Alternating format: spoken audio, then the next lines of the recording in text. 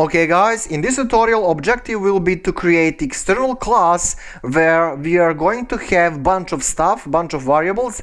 So in a main method, in a program.cs main file, we will create object to reach and grab those external things. So that's the theory, don't worry about that.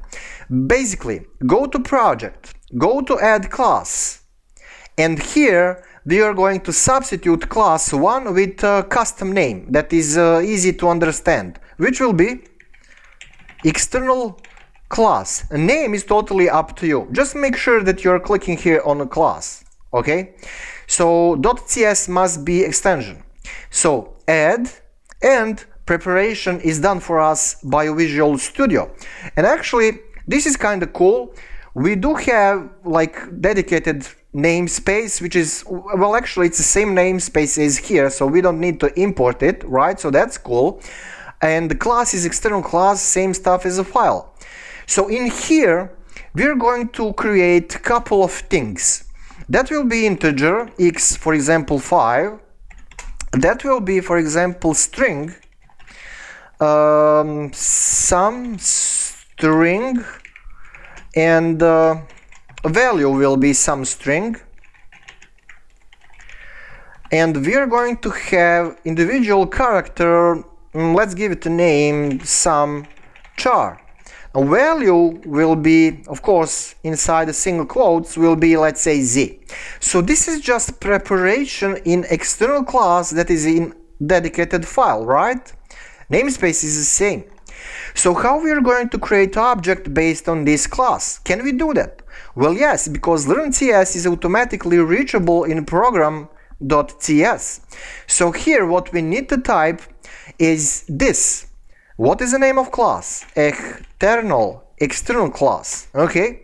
Dot, name of object. Let's call it first object. It's up to you. And then we need to say new what? New stuff from external class. Okay. Can we create this without usage with F5? Well, let me wait a little bit. Okay, for now, object is fine. Object is reachable. Okay, that's cool. So let's use it. Now let's say console dot write line, and we will try to reach x from first object. So first object is a kind of handle.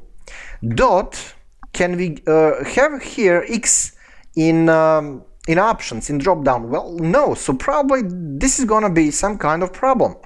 Okay, F5, and the problem. What is the problem? External class 6 is inaccessible due to its protection level, which means we need to roll into external class, and we must set this stuff as a publicly available. So public, and again program.cs F5, and again some kind of problem. So again external class x, okay, is inaccessible due to its protection level. Well, how is that possible when obviously we are in the same learn.cs namespace and we do have public for class? Well, actually this is weird, but you must use it this way. For every of these you also need to make them publicly available. So there is a lot of typing, but you know, that's what it is. So public, and we will not use public on two of these leftovers, let's say, just to see can we mix those things, because here we are just using x. Let's just see what Visual Studio will tell us.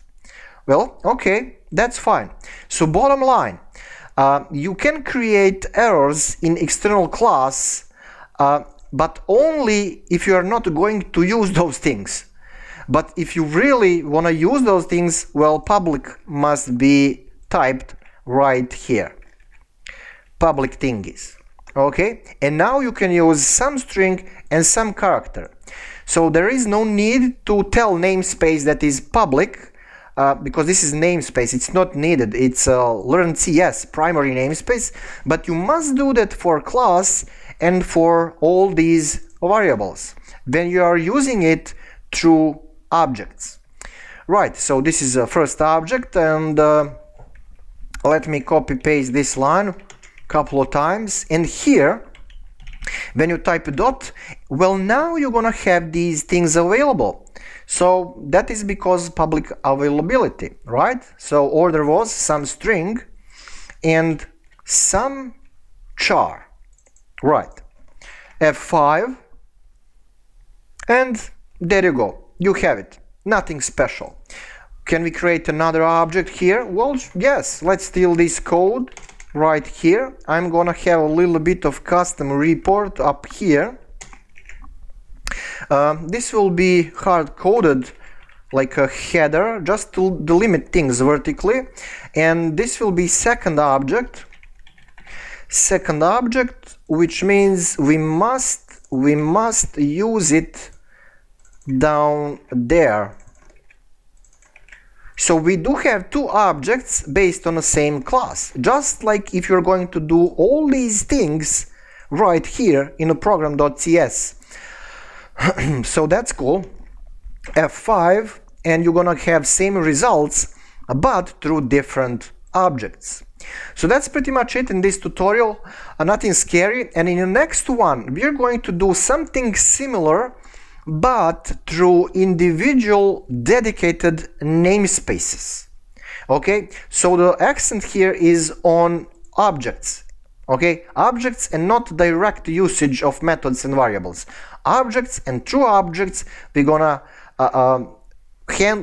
grab all these things.